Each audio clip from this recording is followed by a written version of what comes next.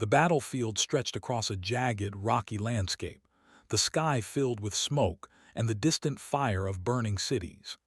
Alien warships hovered in the air, their sleek, dark forms reflecting the flickering flames below. On the ground, soldiers of Lyra's species fought with disciplined precision, their armor glinting under the harsh light of the twin suns. Amid the chaos, a new force arrived. Humans.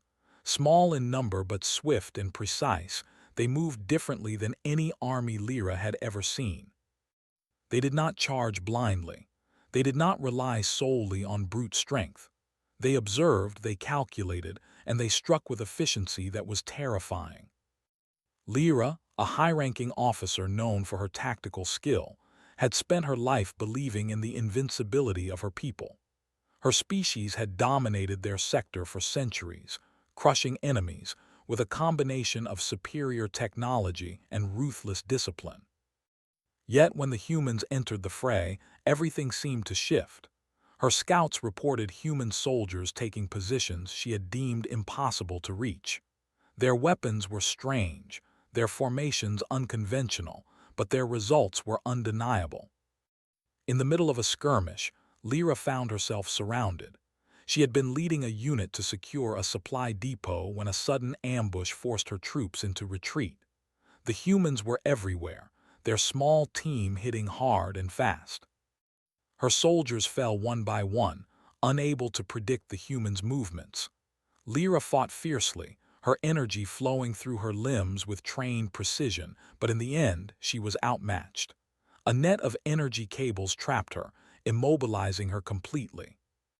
She struggled trying to break free, but the humans were careful, ensuring she could not escape. When she was dragged onto their hovering command ship, fear pulsed through her. She had been captured before, but never by humans. Stories of their cruelty were legendary among her people. Prisoners spoke of brutal experiments, relentless interrogations, and unyielding pain. Lyra had steeled herself for agony, for the kind of suffering that would break even the strongest warriors. She imagined the sharp edges of alien instruments against her skin, the cold lights of interrogation rooms, and the endless hours of psychological torment. Instead, what she encountered was something she could not have predicted.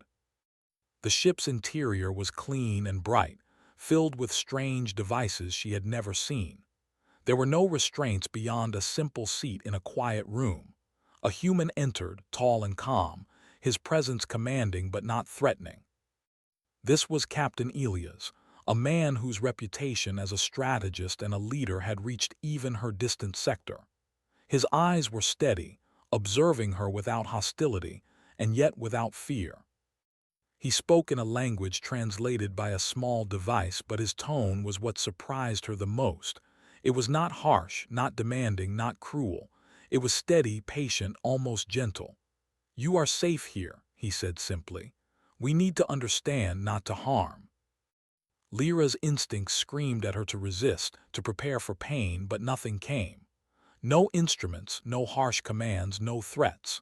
She remained alert, waiting for the moment when the calm would snap and agony would strike, but it never did. Instead, Elias asked questions, not about her weaknesses, not to humiliate her, but about her people, their strategies, and their understanding of the battlefield.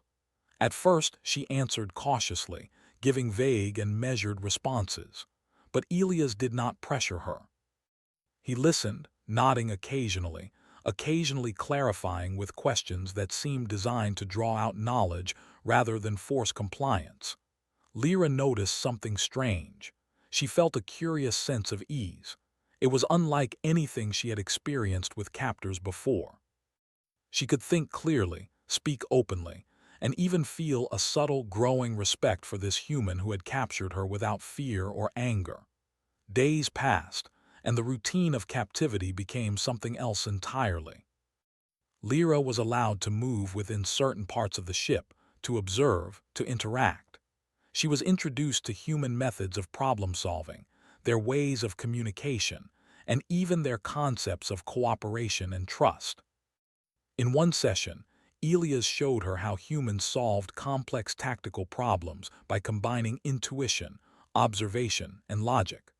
Lyra was surprised to see how efficient these methods were, how they relied on creativity rather than sheer force. One evening, as the artificial lights of the command ship cast a warm glow, Elias invited Lyra to participate in a simulated tactical exercise. She hesitated, unsure if she should comply, but curiosity overcame caution. As they worked together, she realized that humans approached challenges in a way that engaged both mind and senses, creating a subtle satisfaction she had never known. The exercise was challenging, yet when she succeeded, she felt a rush of accomplishment, guided by Elia's patient encouragement rather than punishment. Lyra began to understand the nature of the pleasure humans could provide. It was not physical in the way her species thought of indulgence. It was mental, emotional, and deeply satisfying. It came from trust, respect, learning, and shared achievement. Humans had a way of drawing out potential, rewarding insight, and encouraging collaboration. Every time she solved a problem, every time she understood a new concept, every time Elias recognized her skill without condescension, she felt a subtle warmth of satisfaction. She could not deny the strange fascination growing within her. She had expected torture, expected pain and humiliation, yet she found herself intrigued by the human's approach. Elias had broken the first rule of captives. She was learning to trust, even in the midst of war. Her species had never encountered such methods. Intelligence and understanding were treated as tools for growth, not as weapons to crush the spirit. One night, Lyra found herself alone in a quiet chamber. The hum of the ship was soothing, almost meditative. She reflected on the events of the past days. Her fear had not disappeared entirely, but it had transformed into curiosity and cautious admiration. She realized that Elias and his team did not see her as merely an enemy. They saw her as a person, a capable mind to be understood, not destroyed. The next day, an unexpected event further deepened her intrigue. A small crisis arose on the ship. A malfunction in the navigation systems threatened to send the ship off course into a dangerous asteroid field. Lyra, despite being a captive, was invited to assist. Elias guided her calmly, explaining the systems, asking for her input, and encouraging her to think creatively. For the first time, Lyra worked alongside humans as an equal. Her knowledge combined with their methods prevented disaster.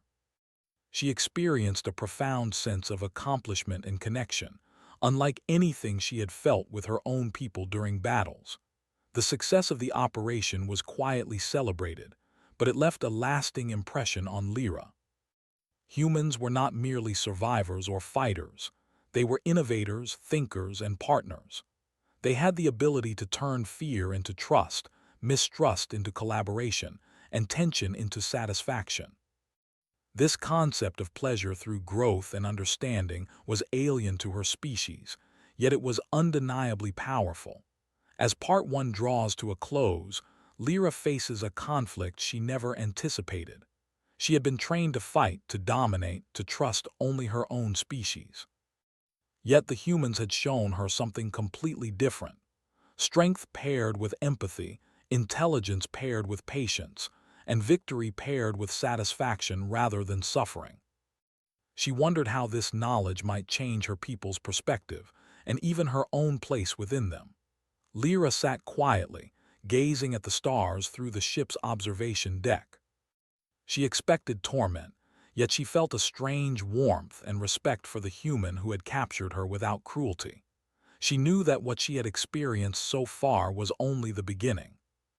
The real challenge would come when she had to reconcile her loyalty to her species with the new understanding she had gained. The humans were not what she had imagined. They were more. They were different. They were remarkable.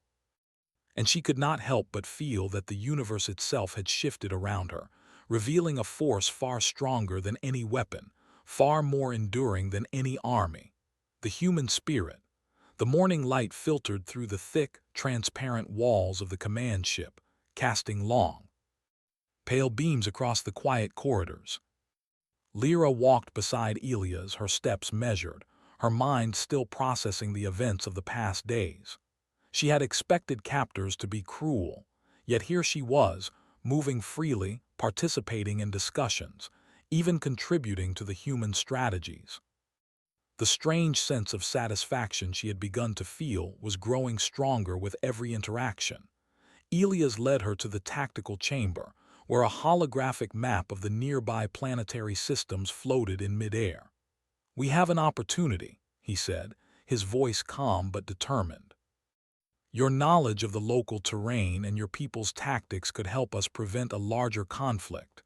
Will you assist?" Lyra hesitated. She had never trusted humans before, and yet she felt compelled to act. There was something about the way Elias treated her, respectfully, patiently, without any attempt to dominate, that made her willing to cooperate. "I will help," she said cautiously, her voice steady but thoughtful.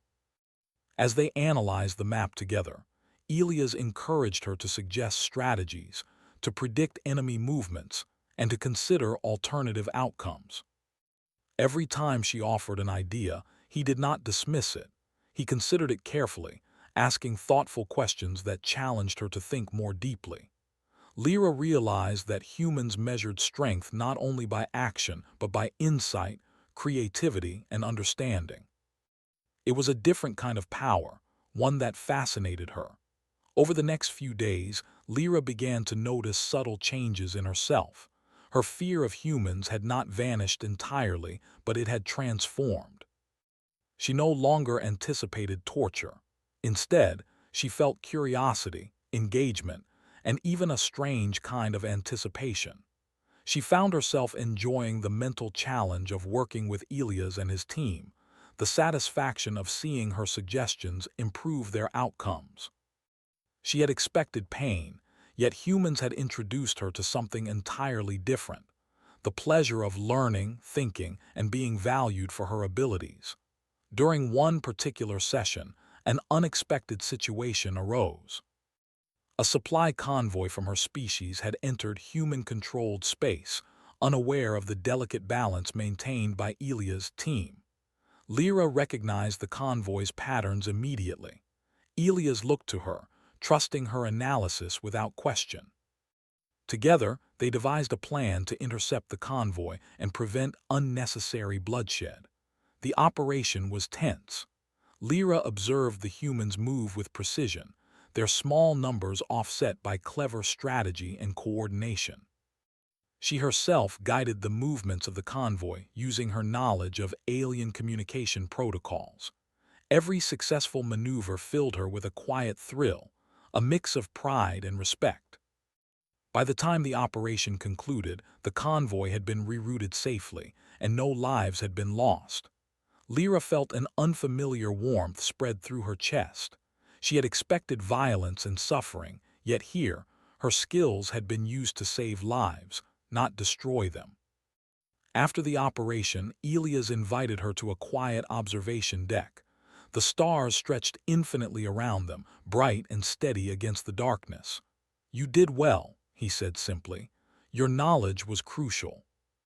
Lyra's usual pride as a military officer was tempered by a deeper emotion she did not fully understand.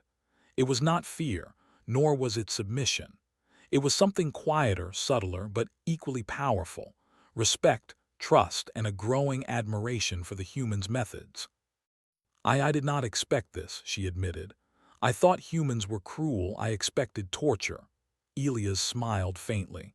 "Humans have many ways to fight.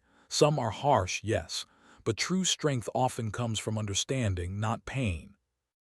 We measure success by survival, growth, and cooperation." Lyra absorbed his words, letting them settle deep within her mind. She had been trained to dominate, to strike fear into enemies, to rely on overwhelming force. Humans, however, seemed to operate on an entirely different principle: empathy as strategy, intellect as weapon, and respect as armor. As days turned into weeks, Lyra's role on the ship expanded. She assisted with tactical planning, shared insights on her species' culture, and helped the humans anticipate threats. She began to see patterns in human behavior that she could not have predicted: how they encouraged creativity in others, how they found solutions through collaboration, and how they took care of each other in ways that built loyalty and strength rather than fear.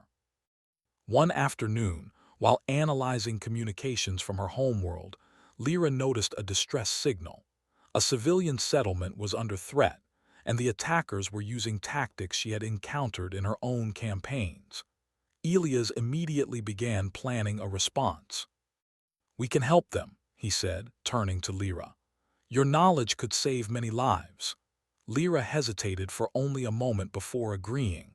Together, they coordinated a rescue operation, using human technology and alien knowledge in perfect harmony. The mission was tense and required every ounce of intelligence, foresight, and adaptability. Yet, when the settlement was secured, the gratitude of the survivors and the smooth execution of the plan filled Lyra with a sense of fulfillment she had never known in battle. During the mission, Lyra began to reflect on the meaning of pleasure as the humans presented it. It was not indulgence or conquest. It was the satisfaction of skill used wisely, of challenges met successfully, and of trust honored. She realized that this kind of pleasure, unlike the brief rush of battle or the fear of dominance, was enduring. It was powerful. It was transformative. Later, back on the ship, Elias spoke with her privately. "You have learned much in a short time," he said. "But there is more to understand about humans than tactics or strategy. There is also the way we connect, the way we value each other. Strength is not only in arms, it is in heart and mind." Lyra listened carefully, feeling a strange warmth of comprehension. She had come to the humans expecting pain and cruelty, yet they had offered her knowledge, respect, and an experience of cooperation that thrilled her mind and spirit. She began to see that the universe could be shaped by intellect, compassion, and strategy rather than fear and dominance. A few days later, an urgent alert brought Lyra to the command deck. An enemy force, larger than anticipated, had approached the region, threatening both human and alien settlements. Lyra's instincts screamed that this was her chance to return to the ways of her people, to fight, dominate, and reclaim her honor. Yet, as she observed the humans preparing, she realized that brute force alone would not succeed. Elias turned to her. "We need your insight," he said. "Your knowledge of their tactics and psychology can help us prevent unnecessary conflict." Lyra nodded, understanding what was expected. Together, they devised a plan that combined alien experience and human ingenuity. Each move was calculated, each action precise. When the confrontation occurred, Lyra watched in awe as humans and aliens worked together seamlessly. The enemy was outmaneuvered, disarmed, and routed without massive casualties. When it was over, the relief and quiet triumph were palpable. Lyra felt a profound sense of satisfaction, deeper than any she had felt in her military career. The humans had taught her a new form of strength, one that relied on cooperation, understanding, and intelligence rather than fear and aggression. She realized that this pleasure of competence, collaboration, and respect was far more rewarding than the victories she had known before. As the battle ended, Elias approached her. "You performed exceptionally," he said, his tone calm and approving. "Not because of force, but because you understood, adapted, and trusted. That is the real strength of humans."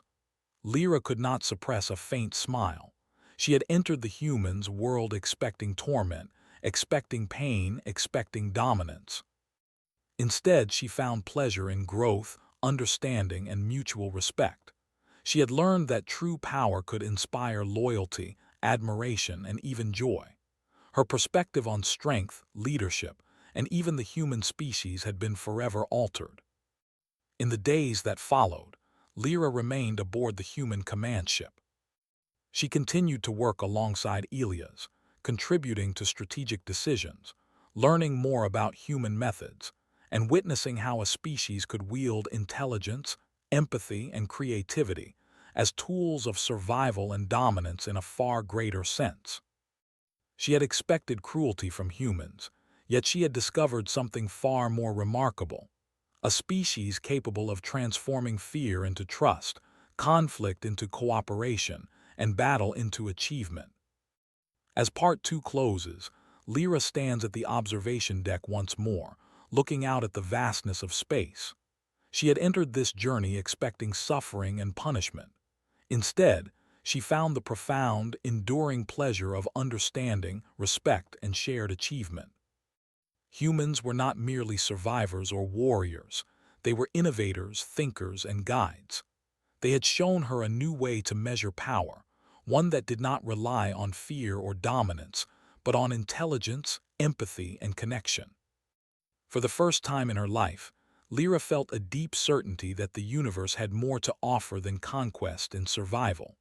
Humans had revealed to her a path where strength could be gentle, wisdom could be powerful, and trust could become the most formidable weapon of all. And as the stars stretched endlessly before her, she knew that the lessons she had learned would stay with her forever, changing her, and perhaps, one day, her people forever.